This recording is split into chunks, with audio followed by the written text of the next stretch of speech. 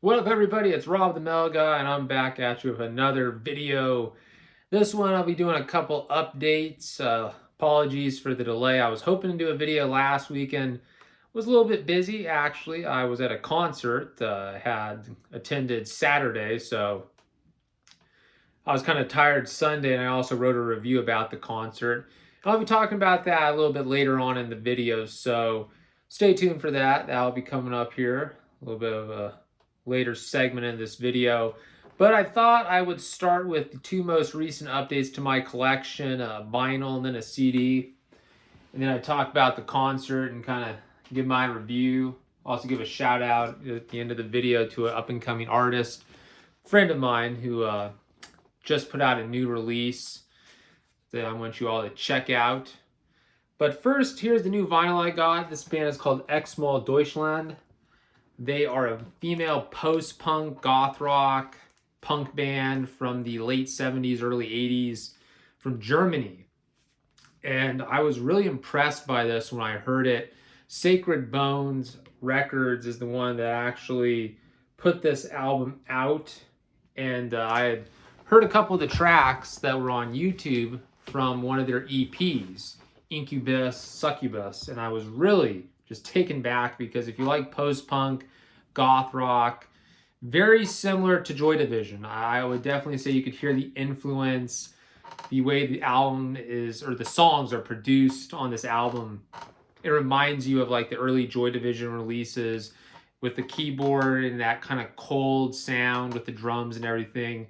It even reminded me a lot of what Martin Hannett was doing when it came to production, right? In terms of how it has that kind of atmosphere, right? That sound that's coming at you with this very like cold wave, dark wave sound, right? And so I was just taken back. I loved it. So I was like, okay, and they had it on vinyl. So I'll show you. And as you can see, the members of the band, they have the hair, right? Very similar to that of like a Robert Smith, Susie and the Banshees, the punks of that time, the whole punk scene with big hair. And seeing a lot of artists nowadays. Actually, the singer Latha Heaven, he has that going, right? But look at this. Purple, really nice color purple vinyl. I'm not really a purple guy, but I have to say I was impressed by this. Really cool looking. I mean, they had another color, but I just wanted to get this album. Didn't really bother me. There was another one, and that was sold out, and they had this one available. I said, yeah, I'll get it.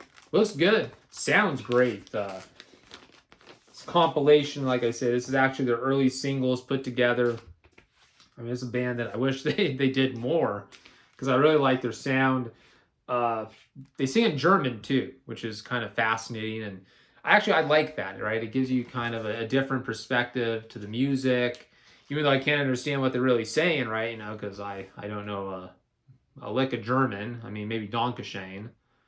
That's probably about it. Or, you know, there's some other stuff. You know, I've listened to a lot of German metal bands over the years, and sorry, I just haven't learned the language of German. Maybe I should, because then I can understand what's going on. But good sounding melodies, riffs that just have that classic post-punk kind of early new wave feel to it. And I would say that my favorite, though, is the last one. It's actually a live track, Alien. That was actually one I really liked. And there's a couple others that I think were really good. Incubus, Succubus. The first song's really cool with the kind of the keyboard sound at times. And it has that, like, again, like electronic mixed with the very primitive, lo-fi sounding drums, guitar. But if you want to check it out, I would highly recommend, if you're a fan of post-punk, goth rock, give them a listen. Xmal Deutschland. Sacred Bones Records, really good job. They've been doing great, man. John Carpenter put out a new release through Sacred Bones. He's actually done a few releases, I think, with Sacred Bones Records. Again, if you're not familiar with John Carpenter, I don't know what the hell's wrong with you there. You got to be familiar with that guy. He's a legend. Great film director, great composer, film scores for the movies he's done. Halloween, Escape from New York, Assault on Precinct 13, The Thing. I mean, The Fog. I can go on and on about his greatness. I mean, he does albums, and he's been putting them out through Sacred Bones. And then Sacred Bones had, I thought, the album of the year last year with Lathe Heaven Bound by Naked Skies. So continuing their success and just knocking it out of the park, man, with this Xmal Deutschland release. So check out Sacred Bones. They've got quite a few good releases from that label that I would recommend. All right, CD that I just bought, came in this week for me. The Sisters of Mercy, First and Last and Always. Amazing album. The debut full-length album by the Sisters of Mercy. Highly iconic, influential post-punk goth rock band. The first time I heard them, I was in high school. And so I was watching like VH1 Classic. This was before it turned into MTV Classic on the TV, but it was VH1 Classic at the time. You had Metal Mania, you had the 80s videos, and I'd watch it, man. I was a huge fan of that stuff, again, especially Metal Mania. But I also like new wave music, so I'd watch the 80s, video block and stuff. And I remember the first time I saw Black Planet, the video for that, and it just, the sound, right? Andrew Eldritch's voice, right? It reminded me of Peter Steele, which I could definitely hear where eventually Peter Steele, Type O Negative, would be influenced by artists like the Sisters of Mercy and how they crafted their sound in Type O Negative. But that video just stood out where they're in this like sports car, the members of the band. You have Andrew Eldritch driving with the sunglasses, the hat. And then Wayne Hussey is in the back with Craig Adams. And they're just like sleeping. They're just kind of like, they're just like zoning out in the back seat. And from there, I was like, I like this band, man. And I've always wanted to get this release. I was hoping to find it on vinyl. Just have never had the luck. So I finally just bit the bullet, got the CD. I'm really happy I got the CD because it has extra tracks. The additional tracks are definitely worth the purchase. I mean, yes, I'd love to have an actual just vinyl version of the album, but again, I collect CDs, so I'm one of those people. As long as I get a chance to have a physical copy of the album, hey, I'll take it. But still, this is such a great album that if I do find this on vinyl at the right cost, the opportunity presents itself, oh, I'm getting it. It's a killer release. Some of my favorite songs, the lyrics on this. Wayne Hussey, talented guitarist. Love what he's accomplished over the years. I mean, his work in Dead or Alive, that first Dead or Alive release that he plays on, that's the only one I really like from that band. Dead or Alive, man, if you haven't checked out their early stuff, forget all that other stuff, the one-hit wonder, you spin me around, that pop garbage, no offense. I just never got into it. Yeah, it's their most successful stuff, but I like the first album that Wayne Hussey plays on, and actually Mystic Circles. That's or Misty Circles, excuse me. I'd probably mispronounce that, but that one I liked. That's a really good one, and then also The Mission, God's Own Medicine. The debut album there is a tremendous release. Oh, geez. But the Sisters of Mercy, get into this. I love Walk Away. It's a great track. Marianne, very dark, goth, haunting kind of song. It just has that tone. And you could hear a lot of metal bands would even be influenced by them, I think in the certain realms, like bands like Type O Negative, for sure, even doom metal bands, even some of the death doom bands, I think, at times. You listen to the Sisters of Mercy and what they accomplished in this album and how it sounds. And they even had a drum machine on this release, which is kind of fascinating to think about too, right? Dr. Avalanche, which that's what they refer to the drum machine, I believe. And Craig Adams is a bassist, really talented as well. But Gary Marks, I got to give a shout out to him on this release and some of the guitar parts. I mean, you had Wayne Hussey and Gary Marks on one album coming up with some great ideas. And definitely Gary in the beginning is very much an important part of the Sisters of Mercy sound. And eventually, though, together, Hussey and Marks on this release, you hear it. You hear the talent in the songs. I mean, 9 While 9 is a just classic, and then Amphetamine Logic, one of the best songs too on this release. I mean, there's so many. To me, you can't pick a bad song. That's what I kind of like about this release. Everything just flows. there's nothing to complain about. Yeah, I'm sure, maybe some of the production could have been a little bit better, and, hey, it is what it is. But I think for if you really listen to this whole release and you put it into context, and then you see the bands that came after that might have been influenced by this, and so many different genres, like I say, post-punk, new wave, metal even. No, this is a super significant, great release. If you haven't heard it, go do yourself a favor. The Sisters of Mercy, the first and last and always. Check it out. So, got that finally. I'm really excited. Actually, Record Store Day, I believe there is going to be a release of one of their EPs, the early EPs. I have to check that again if you want. It's on the Record Store Day website. Record Store Day, it pisses me off because I'm just going to go off on a little side rant here. I want to support record store. I want, you should go out and support your local record store. For me, it's kind of difficult in my area. I'd have to drive to the Rasputin's, 15 to 20 minutes away in freaking Pleasant Hill. And I haven't gone there in a while since they moved locations, and new location sucks. And they've just gone downhill, in my opinion. Just my opinion there. And the workers are also miserable as hell. No offense. I go there most of the time now, and they look like they just all want to go to the Bevmo next door. I'm sure. Is the Bevmo even there anymore? I don't even care. But anyway, I just feel like, or I could go to San Jose to the Rasputins. But if you have a chance to go to your local record store and support, and go during Record Store Day, because they have the special limited run releases, Record Store Day exclusives, and the Sisters of Mercy, they have the 2 EPs.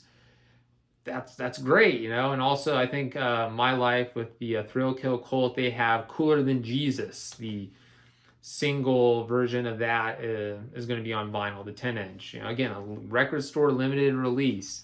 Now, you hear with some of this stuff, they may put it out again, after so much, I don't know, what is it, debate and stuff, or after time goes by, they can put it out or not. I've never really understood it fully. I know More of an Angel put out a live album for a Record Store Day, and I just remember people would take it and then they would go and try to jack up the price on eBay or something, and that's where I just shook my head and said, this is why I don't like the Record Store Day exclusive releases. And I understand for the stores, they want people to come out.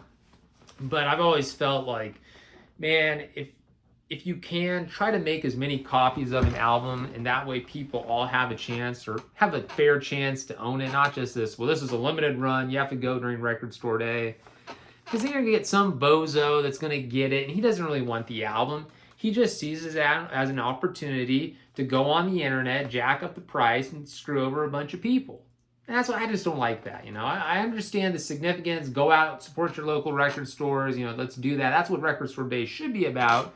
And we're going to have these exclusive Record Store Day releases as a way to entice people. But give me your thoughts in the comments section. I'm just going to throw it. I personally have a slight problem with the Record Store Day exclusive releases because what I've seen in the past.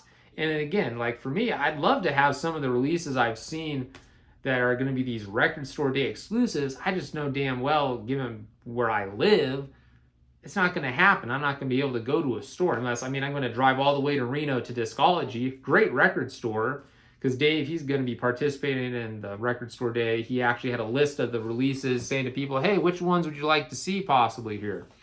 He's awesome. I've talked about him in a past video, Discology in Reno. But for some people, it's just really difficult. So that's where I really would hope that labels and these people that put this out, okay, sure, do the Record Store Day exclusives, but make an effort to then make it available to everybody at a fair price. Some of the jacking up of the cost and stuff, I understand right now with inflation and the way things are going, you want to jack up a price here and there and you got to make money, right? You got to pay the bands, got to pay the label, got to pay everybody involved. But man, I just really don't like people taking advantage, especially if, again, someone's going to go get that album and then they're going to try to go after somebody who's a fan that wants the release and be like, okay, pay an inflated price for it now, buddy. I just hate that stuff. That's when you're a douche. If you do that, if you just get Record Store Day releases, then go sell them on the internet, rip people off, screw you, buddy. That should be a crime. But the way they don't prosecute anybody for crimes nowadays, it's not going to matter. All right. So I went to a concert last week, and as I was speaking about earlier in the video here, I saw Hemotoxin, local band in this area I've talked about before on the video. If you check out my past videos, again, you should be liking and subscribing here, people. I talked about Hemotoxin, talked about their debut release, talked about the time I interviewed the band, actually for the documentary I did with my friend Yuvraj.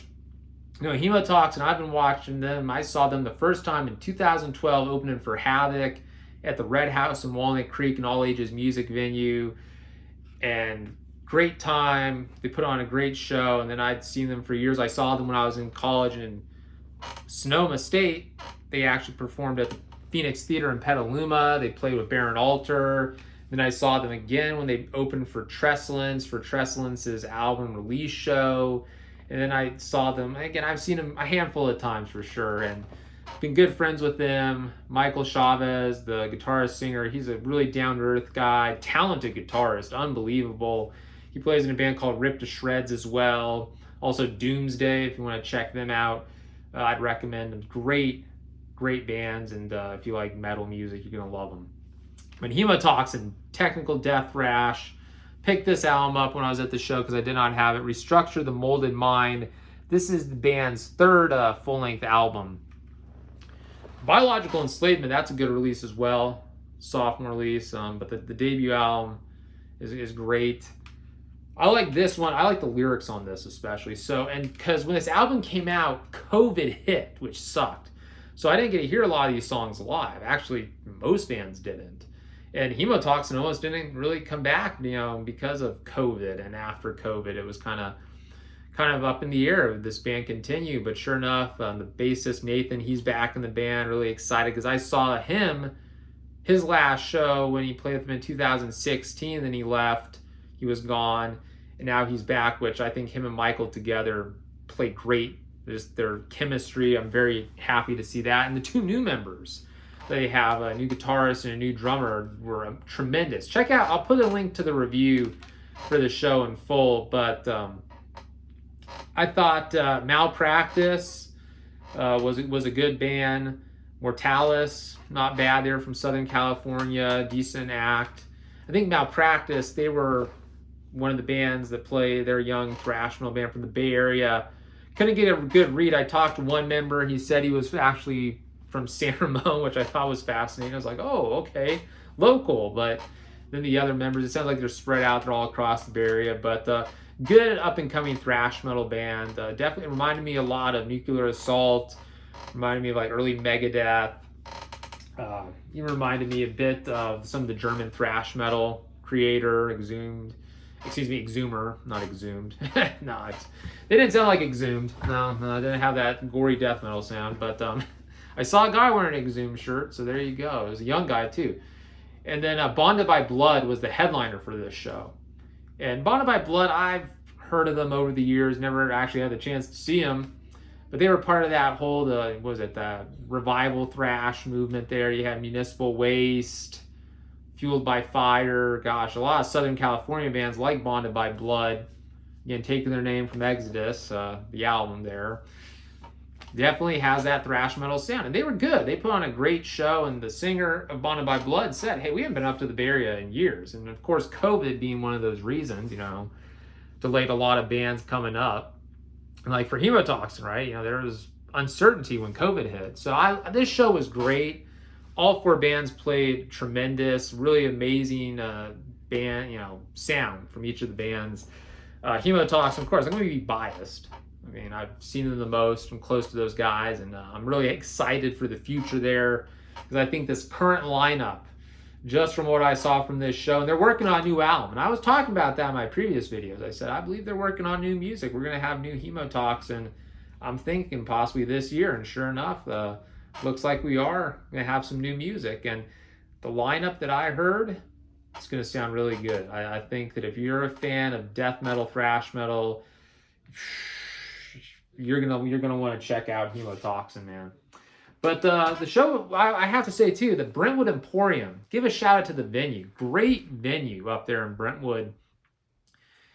I haven't. I have to admit, I have not been to an all ages show in a while here because all ages venues, especially in Contra Costa County, not just the Bay Area, if you really think about it, but especially in Contra Costa County, are just in lack of. Like there's none really. Besides now we have this place up in Brentwood, the Brentwood Emporium, because Red House in Walnut Creek was that all ages venue that metal bands could play, and unfortunately there's been such a freaking lack of existence when it came to live venues out here in the Contra Costa area, Tri Valley, that you feel it's tough for young bands to really get an opportunity to play. I mean, they have to go and fight to play a show in Oakland or San Francisco or maybe San Jose, and a lot of those shows are again 21 and up. They're playing bars, so it's very difficult to get a young fan base to show up. That all ages feel, which I thought the Brentwood Emporium, by doing that, you had a great atmosphere. You had the young fans, that energy, and then you had, again, people of all ages enjoying the music and bonding, right, over the music that they enjoy. So I have to say, I hadn't been to one in a while because most of the shows I've been going to, especially at the Ritz, which unfortunately is 21 and up, I wish that, people under the age of 21 could go to some of the shows I've seen at the Ritz because I think they'd have a fun time as well, but a lot of venues have to do that. It's the way it is, especially laws, again, with alcohol and this and that, liability. So the Brentwood Emporium, though, was just unbelievable. Nice venue. The stage was great. The sound, I didn't have any complaints there. They had like a taqueria inside with really good food. I didn't have any. I just was looking at the stuff that they were making for other people and the items on the menu. Nice bar in the back. No, this place is legit, and I really hope that it becomes a place in Contra Costa County and just this whole area, right, that attracts bands of all types, right? Metal, punk, new wave, what have you, anything. Just gets, a scene going, get people out, right? Getting people out to go to shows. And not just for the local bands, but I think touring bands, actually, if they have an opportunity, this is a venue to check out, as a place to stop by and have local bands jump on, right? That atmosphere that we've been lacking since Red House, right? We've pretty much been deprived because once Red House went away, and just in this area, it's been so difficult. I'm really looking for it. I'm hoping, right? I'm really hoping that the Brentwood Emporium becomes a place that can be where, the scene can grow. But I gotta point this one thing out though during the show. People are having a good time, right? And that's what you do at a music show, for sure. But yeah, there's this one guy. I mean, and people were moshing. They were going all out, and I'm too. I can't do that. I'd probably get my get my leg broken or something, or I'm getting old. And there's this one guy. He was wild. He was waving his arms around. He was talking to his friends, and he was really enthusiastic, but man, that rope behind him, it was like this kind of like, was it the stanchion ropes, right? Where you have because there was where you order your food, right? To separate the people to get their, food orders. And then you had the floor for the show. And he was by them. And man, he took this spill over the rope. And it reminded me the way he flipped over the rope, he landed on his back, but then he kind of like got up. And the way he was reacting to all of this, I thought I was watching Shawn Michaels at SummerSlam 2005. Like, this guy could work. I mean, geez, if Hulk Hogan could, right now have a match with this guy, and he'd make Hogan look like $1 million. God damn, that'd be, something. But no, I just saw that. He flipped over the rope, and then the thing fell. I felt bad. I really felt bad. But see, this is the problem. When you watch professional wrestling, you start to think everything's a work. And so I was like, he's working us, he took this bump and he's totally working us. And then you realize when he's touching his head, like, no, he's really hurt. He's not selling. I felt kind of bad. So I hope he's doing well. They got him some ice to put on his head, but you got to be careful there. You got to, when you're partying or you're rocking out, be careful of those ropes. They're dangerous. But I just thought that was something. I put that in my review. I feel bad. That's what it reminded me of, right? When he took that spill and the way his arms were It was like Shawn Michaels flipping over the rope just after Hogan, threw one punch or something. It was kind of like the overselling. So, yeah. Hey, maybe, Brentwood important. Nah, I don't know if they have enough room, but heck, professional wrestling shows. We do have those actually. In San Ramon, they're going to have, I believe, the Puppet Master Dojo, right? Yeah, they put on a show. I saw that. You, Raj, and I went to that one time. It's at the San Ramon Sports Complex. It was an independent wrestling show. This small group puts together the Puppet Master Dojo. It's like a training school, and these guys wrestle all over. I saw them up in Petaluma at the Phoenix. They put on a wrestling show. Some of the guys that are part of the Puppet Master Dojo, and it's entertaining. I'd recommend checking it out if you're in the Bay Area. Come out to the San Ramon Sports Complex. They've got a show coming up, I believe, in April. Pretty sure. So give a shout out to them. And the last shout out, as I wrap this video up, check out Pale Cremation. They have a new release. It's actually my friend Matt. He's been doing this band. Started out kind of as a doom metal project, and what he's doing now, you have to check out the most recent release at Calling Death. I'll put the link in the video, or the bottom of the video here, man. It's got now like a sci-fi feel, science fiction prog rock theme going. Also, Michael from Hemotoxin plays a guest solo on the release. This new EP, I'm really digging it, and I believe this is what the next album, his full-length album, is going to sound like. There's some elements to this release that are just really standing out to me. I still got some doom metal, but he's going in a different direction here and there. Some electronic, industrial elements, the alien theme, referencing the movie The Thing, John Carpenter, which I talked about earlier. So check it out. Pale Cremation. Matt, my good buddy there, he played in Mournful Cries, Scrape the Earth. Gosh, back, when I was in college, watching him perform at the Phoenix Theater, good time. So, yeah, there you go. Well, all right, people, if you enjoyed this video, leave a comment. If you didn't, leave a comment. I don't care. It's up to you. It's a free country, for now. But anyway, if you people enjoyed, do that. Like and subscribe. Share this video, and I hope you enjoy. And you have yourself a great day. And listen to some good music, all right? Like Hemotoxin here with Restructure the Molded Mind. Okay, everyone. Rob the Mill Guy, signing out. Till next time. Later.